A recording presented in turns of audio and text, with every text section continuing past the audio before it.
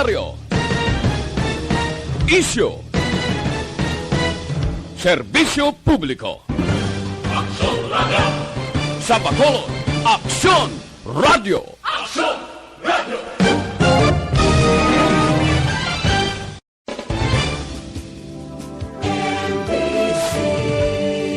Manila Broadcasting Company.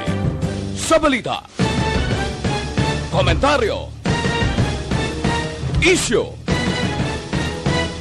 serbisyo publiko. Aksyon Radio! Sa Bacolod, Aksyon Radio! Aksyon Radio!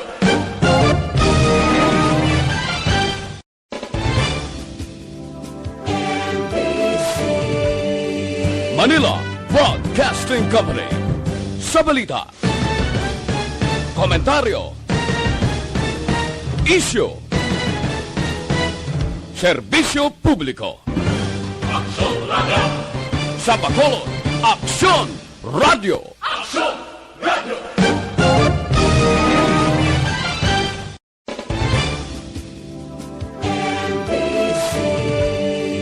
Manila Broadcasting Company.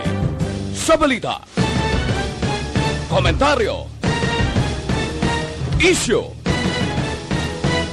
serbisyo publiko. Aksyon Radio! Sa Bacolod, Aksyon Radio! Aksyon Radio! Di kalidad, kag madalong ng mga analisis sa pinakainit na balita sa bilog na probinsya kag nasyon. Aksyon Reports. Second portion, patas kag balanse na komentaryo sa mga issues kag mga balita nga nag-aapekto sa mga pumuluyo sa adlaw-adlaw nga tanan. Aksyon Reports. Second portion. Upod sa veterano kag respetado nga komentarista. Aksyon Fred Salanga. Karon nga adlaw Lunes, pitsa 28 na bulan sang Hunyo, tuig 2021. Ano ang mga balita kag isyu nga aton arang kadahon para karon nga adlaw Lunes. Ini nga mga balita kag isyu idulong sa aton sang D3 Bayo. Dako ang mabulig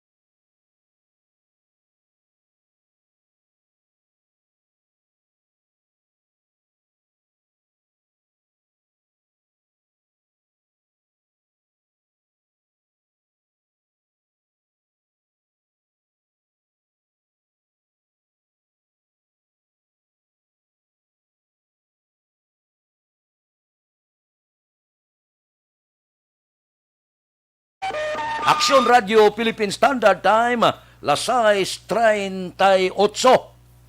Puerte ang dipinsa ni Presidente Rodrigo Duterte.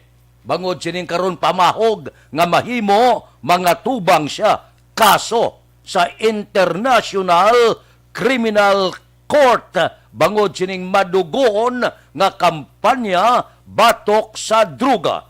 Siling ni Presidente Rodrigo Duterte, ginaproteksyonan ko lang ang akon pungsod kag akon ini obligasyon bilang presidente nga proteksyonan kag serbisyuhan ang pumuluyo sa Republika sang Pungsod Pilipinas. Hindi siya magatubang.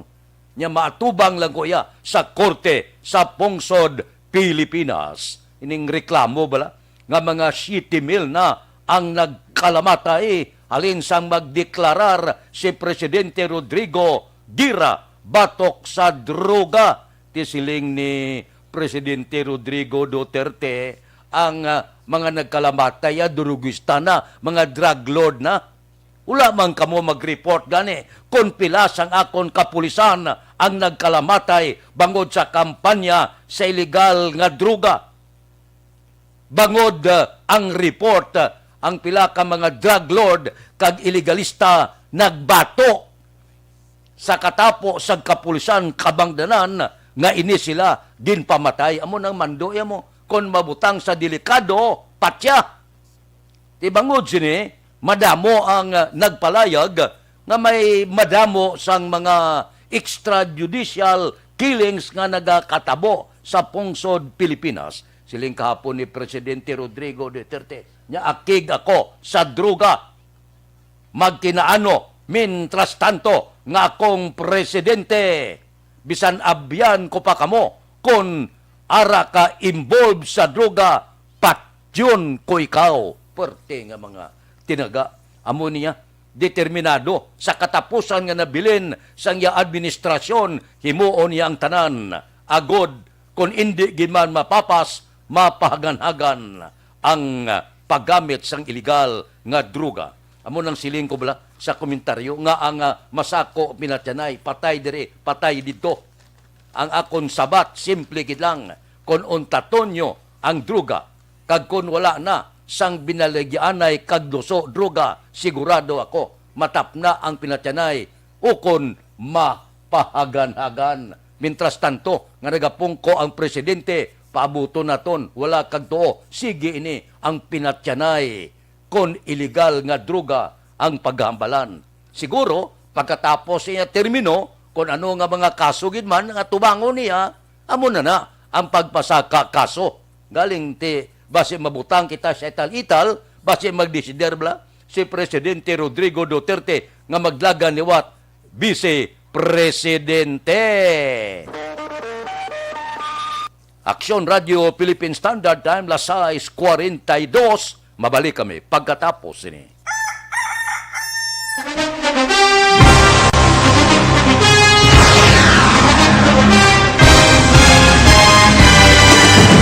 Mga balita nga una nabatian, mga impormasyon nga nakaapekto sa pagpangabuhi sang tanan, drama nga naghatag kabuhi sa istorya sang paglaom, paghigugma kag pagpasimpalan, serbisyo nga makatalandog balatyagon kag nagbunga sang pagsanyog, istasyon sang tanan sa sulod na sang 51 ka tuig, istasyon nga hindi kamo pagkalipatan. Pito ka mga kongresista, isa ka gobernador ang araw sa nagkulist sa pedaya yung pamangkot to nagligad para pamaninga linaw wagay sa ngalan wala to naman nga maglapit na lang ang eleksyon pagwa. Sakit lang kung kayo nga katapos ang media nga mag-report lang sa senaryo kadisan mahatagan kamo tsansa nga makapalayag sa inyo hibubunot batok sa pulis. Jaya kontra wala niya tsansa mo, nagpasarhag na ang kamera, wala ang ila counterpart sa Senado, nagpabungol-bungol. Kamuda daw pinagusto lang sa kamera, insulto sa Senado. Una sa balita, una sa aksyon, Sabado, Aksyon Radio.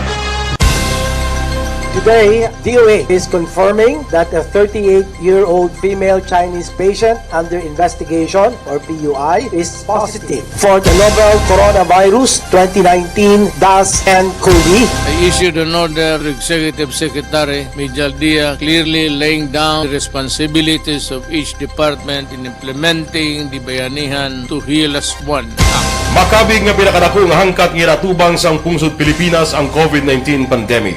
Tanan nga sektor ang apektado. Tanan nga kinahanglan sang pagtamod kag nagakaigo nga pagserbisyo. Bisan pa ang industriya sang pagwaragwag nagapangatubang sang kaangay nga pagpanghangkat. Apang Aksyon Radio Bacolod wala nagbiya sa pagpangalagad sa kahanginan sa pihak sang kabudlayan, peligro kag risgo nga dulot sang pandemya.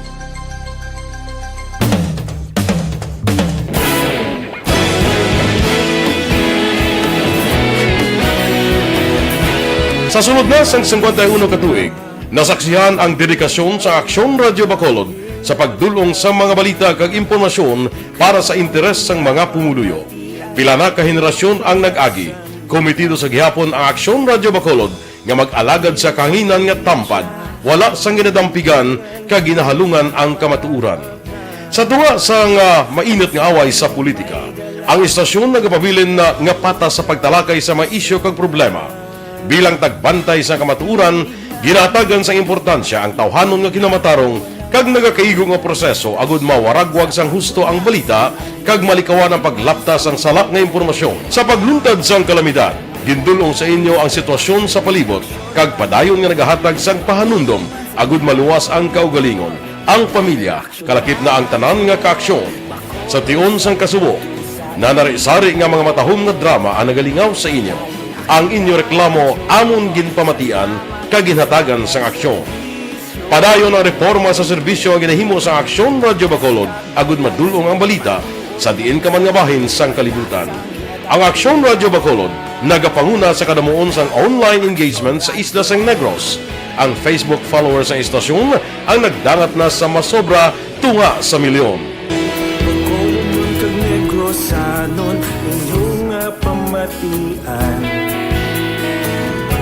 Istasyon nga nagapalaplag sang kamatuuran.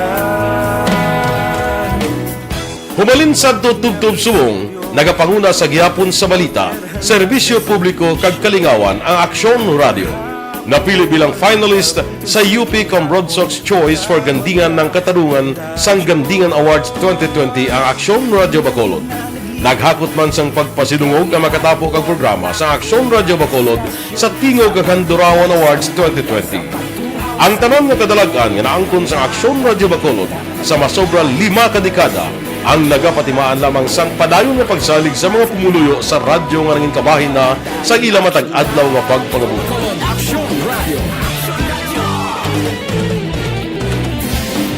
Una sa balita, una sa aksyon, sa Bacolod Aksyon Radio. Kaulog na ngay, SalangaNo nga kailangan. Responsable nga pagbalita, pagdayon nga Na morning, bilog nga dakpanwa sa Bacolod, bilog nga probinsya sang Negros Occidental. Aksyon Hotline. Mayad-ayad nga aga sa liwat sa aton sini nga magka-aksyon nga nagamonitor na karon nga aga sa aton. Maayong udto Pilipinas, Aksyon Balita Banat Bulig. Mayong hapon naman sa ating mga palanggagamang itang palamati. Ay inyo naman kubos nga lagad sa Tito Wilma, upod ninyo karon nga hapon sa pagpangalagad sa palatuntunan. This is my life. Amon, first time ni natabo diri sa aton sa Pilipinas kag sa kalibutan nga nag-amo ning senaryo ta. Yes, maayong gabi kalibutan. Welcome na sa pagpangalagad sa Aksyon Firing Line. Aksyon Radio Philippine Standard Time, Lasais 47. Base mamaguhan kita sa pag-abot sang eleksyon, nagligad kundi perteya, mag-eleksyon ginatakos na siya, may mga rally, grand rally, matakos mo kung daw manugdaog ang isa ka politiko kay gabaha ang tao nga nagatambong sa rally. Mga hantuhan kumbat, puerte. Hala, kamusta dire, kamusta dito? Puerte ang house-to-house campaign. Sa masunod nga tuig sa eleksyon, base mamag-o kita, kay ang Comelec maga-isyo sang bag-o nga mga pagsulundan sa pagkampanya.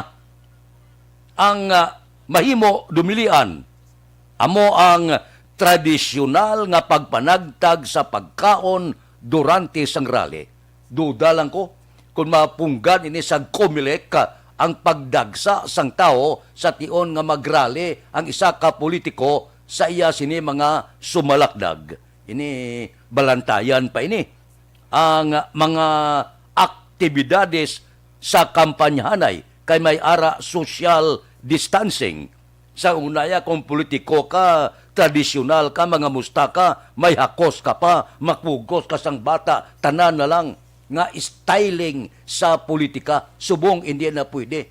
Hindi ka na gani kapalapit kay may social distancing. So ang botsilingon, ang mando sang Comelec may dako nga pagbago-bago sa kampanyahanay. Siling sang Comelec kinahanglan limitahan ang pagtambong sa kung ano man nga kayawatan sang politiko, indoor kag outdoor nga mga lugar. Mamaguhan kita sini. Kaysa unaya ang mga politiko galibot na mo. Ihimplo ang Bacolod 61 ka ba na tapuron ginaya. Libot sa mga politiko pangamusta hakos dire. May halok dito, may angga dire, angga dito, subong daw bag-uhon ini sa Comelec.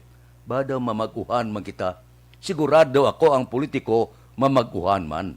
Ang diferensya siniya sa mga bag-o nga mga politiko disbinta. Sa kilala nga daan okay lang ni. Pero sa bag-o lang niya disbintaha, hindi kayo mo kalibot, hindi kayo mo kakosakos na, hindi kayo mo kapangamusta. Amo na blang nga siling ko, duda lang ko, kung bala, ini, i-duso gid, kag ipasunod gid, sang kumilik. Hindi mo ni mapunggan ang mga supporter sa mga politiko mo. Masadya ini. Balantayan ang eleksyon sa tuig 2022. Aksyon Radio Philippine Standard Time, Lasay, 51. Mabalik kami pagkatapos ini.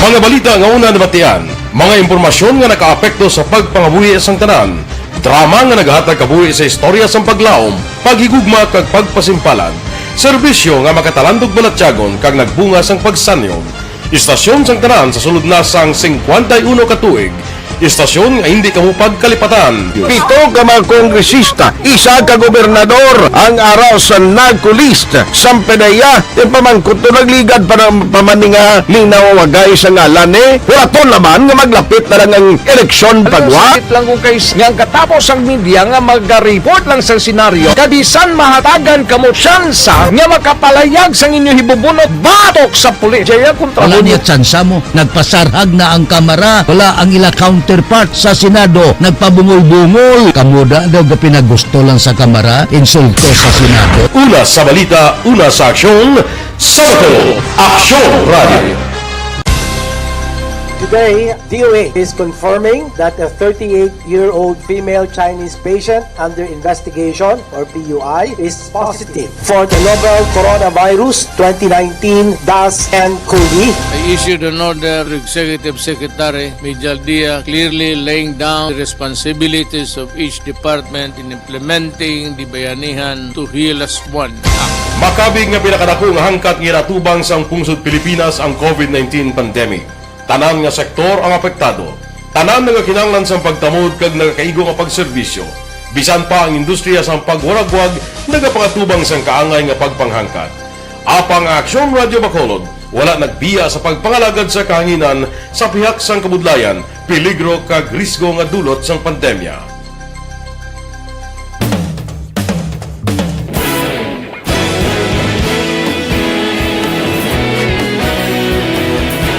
Sa sunod na sang 51 katuig, nasaksihan ang dedikasyon sa Aksyon Radio Bacolod sa pagdulong sa mga balita kag impormasyon para sa interes sang mga pumuluyo. Pila na ka henerasyon ang nag-agi, komitido sa gihapon ang Aksyon Radio Bacolod nga mag-alagad sa kahanginan nga tampad, wala sang ginadampigan kag ginahalungan ang kamatuuran. Sa tunga sang mainit nga away sa politika, ang istasyon nagapabilin na nga patas sa pagtalakay sa mga isyu kag problema. Bilang tagbantay sa kamatuuran, ginatagan sa importansya ang tawhanon nga kinamatarong kag nagakaigo nga proseso agud mawaragwag sang husto ang balita kag malikawan ang paglaptas ang salak nga impormasyon. Sa pagluntad sang kalamidad, gindulong sa inyo ang sitwasyon sa palibot kag padayon nga nagahatag sang pahanundom agud maluwas ang kaugalingon, ang pamilya, kalakip na ang tanan nga kaaksyon. Sa tion sang kasubo, nanari-sari nga mga matahom nga drama ang nagalingaw sa inyo. Ang inyo reklamo amon ginpamatian kaginhatagan sang aksyon. Padayon ang reforma sa serbisyo ang ginahimo sa Aksyon Radio Bacolod agud madulong ang balita sa diin ka man nga bahin sang kalibutan. Ang Aksyon Radio Bacolod nagapanguna sa kadamuon sang online engagement sa isla sang Negros. Ang Facebook followers sa istasyon ang nagdangat na sa masobra tunga sa milyon. Bacolod kag Negros sanon inyong pamatian. Stasyon nga nagapalaplag sang kamaturan. Humalin sa tutubtub subong, nagapanguna sa gihapon sa balita, serbisyo publiko kag kalingawan ang Aksyon Radio. Napili bilang finalist sa UP Broadsox Choice for Gandingan ng Katarungan sang Gandingan Awards 2020 ang Aksyon Radio Bacolod. Naghakot man sang pagpasidungog ang makatapo kag programa sa Aksyon Radio Bacolod sa Tingog kag Handurawan Awards 2020. Ang tanan nga kadalagan nga naangkon sa Aksyon Radio Bacolod sa masobra 5 ka dekada ang nagapatimaan lamang sang padayon nga pagsalig sa mga pumuluyo sa radyo nga nangin kabahin na sa ila matag adlaw nga pagpangabuhi. Aksyon Radio. Una sa balita, una sa aksyon. Sa Bacolod Aksyon Radio. Kaulog na na'y SalangaNo ang kalintangan. Responsable at pagbalita. Kagaya na Na morning, bilog nga dakpanwa sa Bacolod General Hospital diri sa Bacolod. Kay siling ni Bacolod Mayor Bing Leonardia, nagpasalig man si Senador Mig Subire nga baga pangita sang pamaagi para sa alokasyon sa dugang nga 200 milyones nga augmentation budget sa Bacolod City General Hospital. Suno kay Subire nga si Senador Franklin Drilon, amo ni siya nagahulag subong nagaduso. May ara sang inisyatibo nga maghatag sang pundo para sa 13 ka mga bago nga hospital nga ginaprubahan ni Presidente Rodrigo Duterte. Ti siling ni Mayor Bing Leonardia, isa ini sa ginpasalig sang Grupo Progreso sila kampanya sa tuig 2019. Ginapasalamatan ginaton si Congressman Greg Gasataya sa kapisan sa aton kongresista, follow up dito, aprobado na ang among Bacolod General Hospital. Amon ablakon may ara kita sang pila ka mga opisyal dito sa Manila, kongresista sa Lone District sa Bacolod, isa siguro sa pinakapisan, pinakadamo proyekto nga ginaduso sa Kongreso si Congressman Greg Gasataya. Amo ni nga dihamak ka mga proyekto ang nagaulan dire sa Dakbanwa sa Bacolod.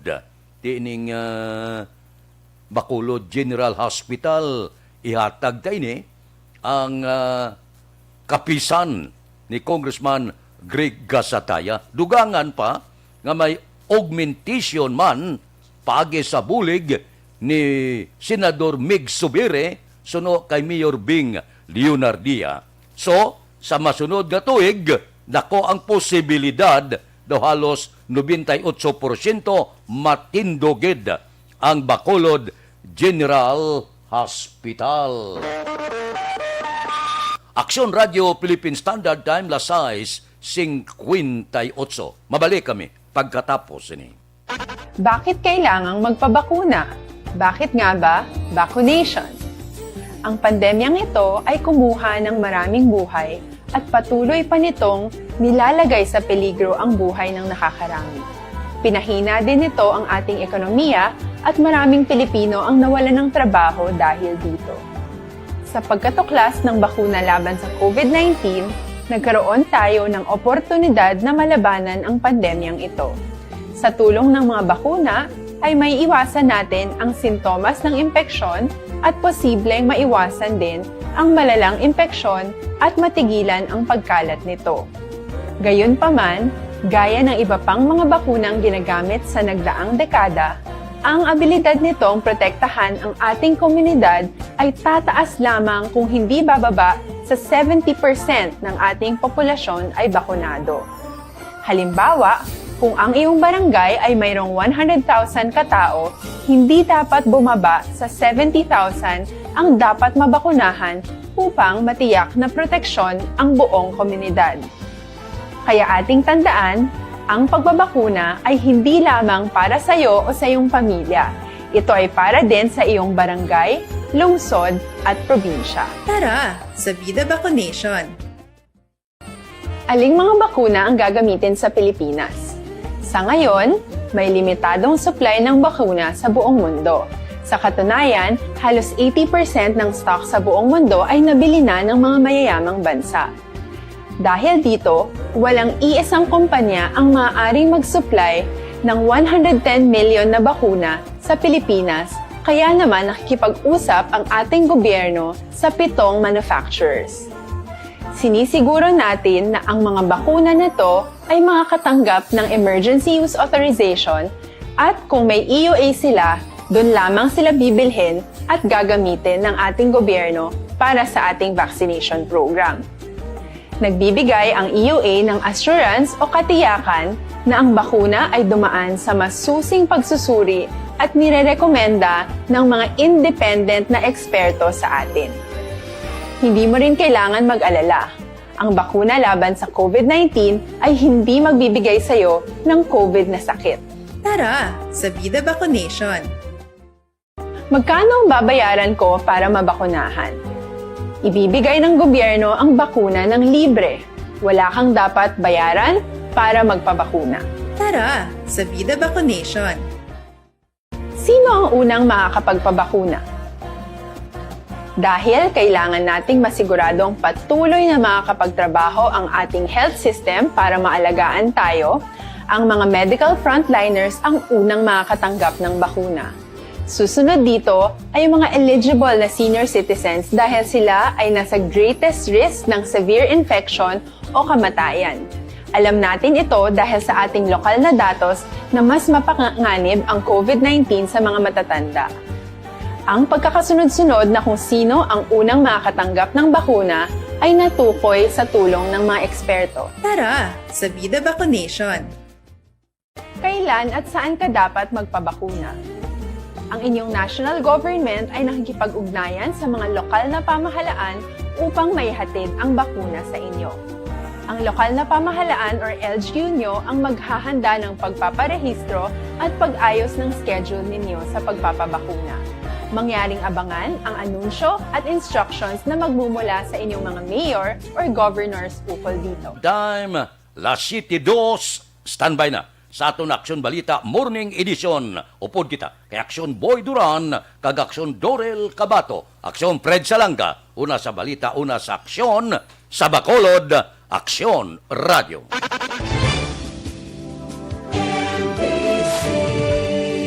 Manila Broadcasting Company. Sa balita. Komentaryo.